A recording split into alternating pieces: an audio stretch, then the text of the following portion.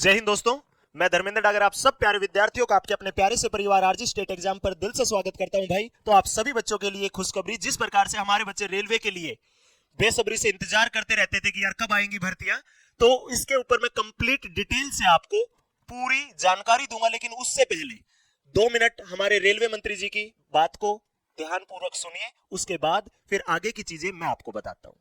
जी बिल्कुल। 2004 से 2014 का पीरियड है, उसमें टोटल रेलवे में एम्प्लॉयमेंट दिया गया, मैं आपको एक्यूरेट नंबर भी बता सकता हूँ जी, 4,11,000 जी 4 से 14। 2014 से 2023 अप टू दिसंबर, अभी 24 की अगर गिनती न करो, अप टू दिसंबर 4,98,000 5 लाख करीब करीब 4,98,000 जी 4,11,498। ये आपके सामने डेटा है, ये मैंने पार्लियामेंट में क्वेश्चंस के जवाब में दिया हुआ है, ये सारा का सारा फैक्चुअल डेटा है, करेक्ट? ऐसा नहीं है। देखो, ये बहुत क्लियर था हमारे सामने कि 4-4 साल में 5-5 साल में जो बंच करके करने की पुरानी प्रक्रिया थी जी, उसको चेंज करके एनुअल प्रक्रिया लाना है। ये हमने 22 में स्पष्ट तौर पे कमिटमेंट है, सरकार कमिटमेंट का दिया था हमने। हाँ। सरकार ने कमिटमेंट क्लियर दिया था, उसके ऊपर काम चालू किया। एक मतलब आपको हर साल करना है, तो उसमें किस तरह से सारी सर्विसेज जो रेलवे की रिक्रूटमेंट ली जाती है उसको किस तरह से आप मेथोडिकली काम को स्केड्यूल करो। तो ये तय किया कि जनवरी, अप्रैल, जून और अक्टूबर, ये 4 महीनों में, जनवरी में निकले लोको पायलट्स एएलपी की, अप्रैल में निकले टेक्नीशियन की, जून में निकले जो नॉन टेक्निकल कैटेगरीज है उसकी, और अक्टूबर में निकले जो लेवल 1 की वैकेंसीज हैं। इस तरीके से प्लानिंग करके पूरा स्केड्यूल बनाया गया है। आपकी जानकारी के लिए इस काम को अगले 3 साल के लिए ऑलरेडी प्लानिंग बन चुकी है। अगले 3 साल के लिए ऑलरेडी प्लानिंग बन चुकी। देखो कितना बड़ा लॉस होता था स्टूडेंट्स को कि अगर 4 साल बाद में वैकेंसी आ रही है तो कई बच्चों की ओवर एज हो रहे थे, टाइम बार हो रहे थे। फिर दूसरा, एक साथ इतना प्रेशर बन जाता था, 2-2, 3-3 साल से तैयारी कर रहे होते थे। अब छात्रों को लगातार अपॉर्चुनिटीज़ मिलती जाएंगी। एएलपी में मिल गई, टेक्नीशियन, अच्छा टेक्नीशियन का हमने जो अप्रैल में करना था उसको प्रीपोन इसलिए किया कि हमें पता है अप्रैल में मॉडल कोड ऑफ कंडक्ट लागू होगा, इसलिए जनवरी में ही, इसलिए नहीं, जनवरी नहीं, फरवरी के कुछ आरंभ में किया था इसको। तो जनवरी वाली जनवरी में, हाँ नोटिफिकेशन, अप्रैल वाली को प्री ले आए जी, और जून वाली जून में आएगी। ऑलरेडी जून और अक्टूबर की ऑलरेडी उसकी तैयारी हो गई है। So now there will be a regular, एक रेगुलर टाइम टेबल रहेगा, एनुअल टाइम टेबल रहेगा, रिक्रूटमेंट रहेगा। दूसरा, इसका देखो असर देखो, एक साथ जब बंच में लेते हैं तो ट्रेनिंग सफ़र करती है, आपके ट्रेनिंग इंस्टीट्यूशंस की कैपेसिटी है, फिर जल्दी जल्दी लेना होता है, जल्दी जल्दी ट्रेनिंग देनी होती है। अब रेगुलर आएंगे हर साल तो आपकी ट्रेनिंग बहुत बेटर होगी। अब देखो, ट्रेनिंग पे हमें सिग्निफिकेंट फोकस देना है, सिग्निफिकेंट फोकस ट्रेनिंग पे देना है, मॉडर्नाइजेशन भी बहुत हो रहा है, क्योंकि बहुत हो गया। डीजल लोको को आप ठोक पीट के ठीक कर सकते थे, इलेक्ट्रिकल लोको में आपको उसका डेटा से डायग्नोसिस करके उसको ठीक करना पड़ता है। It's like computer on wheels, बहुत चेंज आ गया है। तो जिस प्रकार से आपने मंत्री जी की बात को समझा होगा और सुना होगा, उससे आपको एक ही चीज समझ में आई होगी कि रेलवे भी एसएससी के पैटर्न बेस पे ही हर वर्ष अब कैलेंडर जारी करेगा कि हर वर्ष में आपका 4 बार एग्जाम कंडक्ट होगा, कि टेक्नीशियन का अलग से, एएलपी का अलग से, आपका नॉन टेक्नीशियन का अलग से और लेवल 1 का अलग से। अब देखिए, टेक्नीशियन, नॉन टेक्नीशियन, लेवल 3 3 बार भी कंडक्ट कर सकते थे, लेकिन एएलपी को तो सबसे अलग ही रख दिया गया। और जिस प्रकार से मंत्री जी ने बताया, आप समझ गए कि हाँ हर साल होगी भर्ती और एक साल में 4 बार वैकेंसीज निकलेंगी अलग अलग कैटेगरी की। लेकिन आधे से ज्यादा बच्चे परेशान रहते कि नॉन टेक्नीशियन की पोस्टें कौन सी है सर, लेवल 1 के अंदर पोस्टें कौन सी आती है सर। हमने तो एक डी ग्रुप सुना है, एक हमने आरपीएफ सुना है सर, एक एएलपी सुना है और एक लोको पायलट सुना है सर। ना हमें क्वालिफिकेशन का ज्ञान है, ना ही हमें एज लिमिट का पता सर। और रेलवे का जब फॉर्म भरने के लिए जाते हैं तो सर इतने ज्यादा पजल हो जाते हैं कि कौन सी पोस्ट अप्लाई करें कौन सी नहीं। तो सबसे पहले कंप्लीट जानकारी जो मंत्री जी ने आपको दी है उसको मैं डिटेल से बताता हूं, समझिएगा सभी बच्चे। तो सबसे पहले जिक्र करते हैं हम आपकी टेक्निकल पोस्ट का। तो आपकी टेक्निकल पोस्ट के अंदर एएलपी की assistant loco pilot, SSE senior section engineer और टेक्नीशियन ग्रेड 3 के अंदर बहुत ज्यादा पोस्टें होती हैं। चाहे फीटर की मानो, चाहे पेंटर की मानो, प्लम्बर की मानो, और बहुत ही ज्यादा पोस्टें, इन सब को टेक्नीशियन ग्रेड 3 के अंदर रखा गया है। और इसके अलावा भी काफी आपकी टेक्निकल पोस्टें होती है। तो मंत्री जी के बयान के अकॉर्डिंग आपकी हर वर्ष एएलपी की पोस्टें जनवरी के अंदर आया करेंगी। कब आया करेंगी? जनवरी के अंदर। सबसे पहले जैसे 2024 आया, इसी प्रकार से 2025 आते ही जनवरी में रेलवे की एएलपी की पोस्टें आ जाया करेंगी। 2026 आएगा, एएलपी आएगा सबसे पहले। मतलब नए वर्ष की शुरुआत एएलपी के साथ होने वाली है। उसके बाद में आपकी जो ये बाकी की पोस्टें रहेगी, जितनी भी टेक्नीशियन की पोस्टें हैं, इनकी वैकेंसी आएंगी हर वर्ष अप्रैल के अंदर।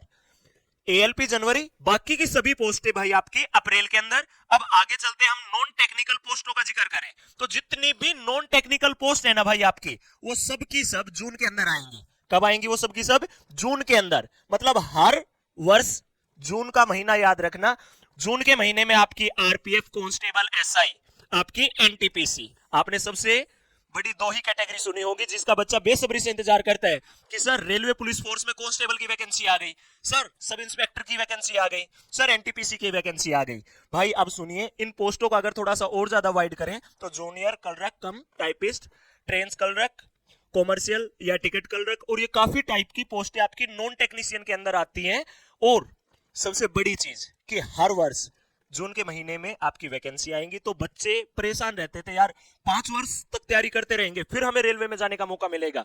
अब सबसे अच्छी चीज ये है कि जिस प्रकार से एसएससी अपना कैलेंडर जारी करती थी और बच्चे को पता था कि हर वर्ष सीएचएसएल होना है, हर वर्ष एसएससी जीडी होना है, हर वर्ष सीजीएल होना है, हर वर्ष सीपीओ होना है, उसी प्रकार से हर वर्ष आरपीएफ होना है, हर वर्ष एएलपी होना है, हर वर्ष एनटीपीसी होना है। तो मैंने आपको डिटेल से बताया कि नॉन टेक्निकल पोस्टें कौन कौन सी है। ठीक है भाई, अब बात करते हैं लेवल 1। साधारण सी भाषा में जो हमारे प्यारे प्यारे विद्यार्थी है वो लेवल 1 को ग्रुप डी ही बोलते हैं, और लेवल 1 का मतलब भी ग्रुप डी है। जो ग्रुप डी की पोस्टें हैं भाई वो ये इस प्रकार से कि helper, assistant in various technical department, जैसे इलेक्ट्रिकल, मैकेनिकल, एसएनडी डिपार्टमेंट वगैरह। तो आपका जो भी डी ग्रुप की पोस्टें हैं, इन सब की वैकेंसी आएंगी हर वर्ष अक्टूबर के अंदर। तो जनवरी में एएलपी, अप्रैल में बची हुई सभी टेक्निकल पोस्टें, जून के अंदर नॉन टेक्निकल पोस्टें, और अक्टूबर के अंदर आपका ग्रुप डी मतलब लेवल 1। अब बात करते हैं सर कौन कौन बच्चा भर सकता है, एज क्या होगी।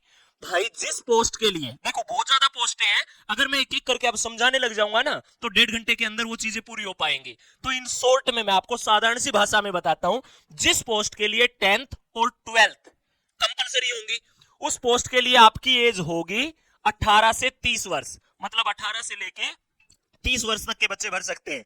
और जिस पोस्ट के अंदर ग्रेजुएशन को भी ऐड कर दिया जाएगा, जहां पर ग्रेजुएशन भी होगी आपकी, वहां पर एज होगी 18 से 33 वर्ष। अब सुन लीजिए, आपकी अगर नॉन टेक्नीशियन की और टेक्नीशियन की और ग्रुप डी की बात करूं तो ग्रुप डी के लिए आपकी लेवल 1 के लिए 10th कंपलसरी रहेगी। सिर्फ 10वीं पास करो और आप लेवल 1 जो अक्टूबर में निकलने वाली उनके लिए अप्लाई कर सकते हैं। इसके अलावा अब बात करते हैं सर जो हमारा आरपीएफ होता है, सबसे ज्यादा टारगेट सर हमारा वही होता है। तो उसके लिए भाई आपकी कांस्टेबल के लिए 10th और सब इंस्पेक्टर के लिए ग्रेजुएशन। जैसे अब आपका एएलपी आया, असिस्टेंट लोको पायलट, तो भाई 10th प्लस आईटीआई। जो भी आपकी टेक्निकल पोस्टें होंगी उनके लिए डिप्लोमा कंपलसरी रहेगा, उनके लिए डिप्लोमा कंपलसरी रहेगा, समझ गए। और जो आपकी नॉन टेक्निकल पोस्टें रहेंगी उनके लिए 10th, 12th और ग्रेजुएशन। इनमें से 3 कैटेगरी बेस पर आप इनको भर सकते हैं, समझ गए भाई। मैंने साधारण सी भाषा में बता दिया आपको। एएलपी आएगा जनवरी में, बची हुई सभी टेक्निकल पोस्टें आएंगी आपकी अप्रैल में, उसके बाद नॉन टेक्निकल पोस्टें आएंगी आपकी जून में, और ग्रुप डी या लेवल 1 बोलते हो जिसे आप, वो आएगा अक्टूबर के अंदर। और एज लिमिट 18 से 30, जहां पर ग्रेजुएशन होगी वहां पर 18 से 33 एज मान्य होगी आपकी, समझ गए। और क्वालिफिकेशन, किस किस क्वालिफिकेशन पे रेलवे की भर्तियां होंगी, चाहे वो किसी भी पोस्ट की हो, अलग अलग पोस्ट की अलग अलग क्वालिफिकेशन है भाई। तो 10th, 12th, graduation, ITI, BTech या कोई भी डिप्लोमा, जो जो अलग अलग पोस्ट के लिए मांग रखा होगा वो उसी के लिए कंपलसरी होगा, समझ गए। नॉन टेक्निकल की जितनी भी पोस्टें होंगी, ग्रुप डी की जो भी पोस्टें होंगी, उनके लिए कोई डिप्लोमा कंपलसरी नहीं रहेगा। डिप्लोमा रहेगा टेक्निकल पोस्टों के लिए सिर्फ और सिर्फ, समझ गए भाई। अब इसके बाद में बात करते हैं कि आरजी स्टेट एग्जाम आप लोगों के लिए क्या कर रहा है और क्या करने वाला है। तो भाई आज मैं आप लोगों को एक वादा कर देता हूं कि हर वर्ष आपकी वैकेंसीज आएंगी जिस प्रकार से मंत्री जी ने बयान दिया है। तो भाई आरजी स्टेट एग्जाम टीम आप सब बच्चों के लिए, जिन बच्चों के माँ बाप ने एक सपना देख रखा है, जिन बच्चों ने एक सपना देख रखा है, जो एक अच्छी खासी फीस अफोर्ड नहीं कर सकते और वो चाहते हैं कि हमारा बच्चा भी रेलवे में सिलेक्ट होगा, हमारा बच्चा भी कामयाब होगा, तो उन सब बच्चों के लिए फ्री बैच यूट्यूब पर हम हमेशा चलाएंगे। जिस प्रकार से अभी हमने रेलवे का सफर बैच चला रखा है जो कि आरआरबी, एएलपी और आरपीएफ वाले बच्चों के लिए है। आरआरबी का, एएलपी और किसके लिए भाई? आरपीएफ के लिए। एएलपी प्लस आरपीएफ वाले बच्चों के लिए है। और इन सभी पोस्ट के लिए सबसे अच्छी बात है, सिर्फ 3 सब्जेक्ट पे फोकस करना है, math, reasoning, GS. Math, reasoning, GS, और जीएस में सबसे ज्यादा साइंस पर फोकस करना है भाई। तो आपके रेलवे के अंदर सबसे ज्यादा बोलबाला मैथ का और साइंस का रहने वाला है। तो अभी आपका बैच चला हुआ है आपके आरजी स्टेट एग्जाम पर, और इसी प्रकार से आगे जिस प्रकार से आपकी वैकेंसीज आती रहेंगी, हम आपके लिए इसी प्रकार से अपनी तरफ से तन मन धन से पूरा शिद्दत के साथ मेहनत करते रहेंगे, पढ़ाते रहेंगे। तो भाई आरजी स्टेट एग्जाम परिवार हमेशा आपके लिए खड़ा था, खड़ा है और खड़ा रहेगा, खाली तैयारी करवाने में नहीं, आप लोगों का साथ देने में भी। जिस प्रकार से यूपी पुलिस का दोबारा से री एग्जाम कंडक्ट करवाने के लिए हम बच्चों के लिए लखनऊ जाकर के उनके बीच में बैठे थे, उन बच्चों की मांग उठाई थी, उसी प्रकार से अगर रेलवे भर्ती बोर्ड आप लोगों के साथ कभी भी किसी भी प्रकार का कोई भी अन्याय करता है, तो हम सबसे पहले हमारे बच्चों के साथ खड़े मिलेंगे भाई आपको। तो आगे बात करते हैं कि भाई आपके परिवार आरजी स्टेट एग्जाम का ये टेलीग्राम चैनल है जहां पर सभी हमारे फ्री क्लासेस की आपको पीडीएफ मिलती है, और हमारे सभी paid batches RG Vikramjit application पर चलते हैं। और भाई ये आपका प्यारा सा परिवार, जिन महान बच्चों ने चैनल को सब्सक्राइब नहीं किया, उस सभी बच्चे चैनल को सब्सक्राइब कर लीजिएगा। और भाई एक ये प्यारा सा मोटिवेशन, और सबसे प्यारा मोटिवेशन तो ये है कि हर वर्ष भर्ती होती रहे।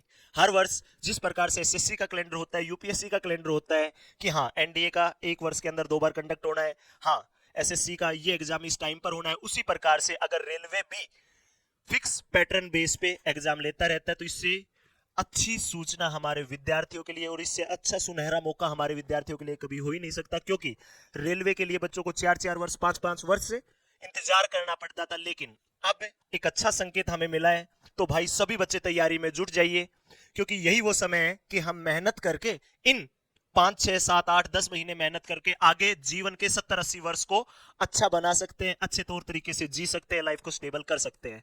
तो भाई you create your future today, ये लाइन पढ़नी नहीं है, ये अपनी लाइफ में इंप्लीमेंट करनी है।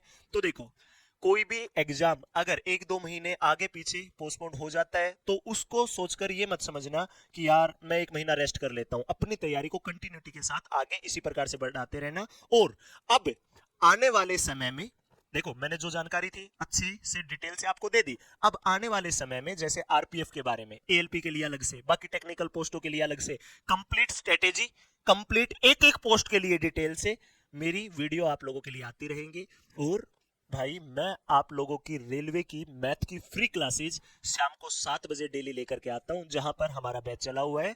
तो सभी बच्चे जो भी रेलवे की तैयारी करने लगे वो हमारे बैचेज से जुड़ सकते हैं भाई। तो सभी बच्चों को एक ही बात बोलूंगा, शिद्दत के साथ मेहनत करते रहिए भाई, और खुश रहिए, मुस्कुराते रहिए। सभी बच्चों का दिल से धन्यवाद। सभी मेरे प्यारे विद्यार्थियों को जय हिंद।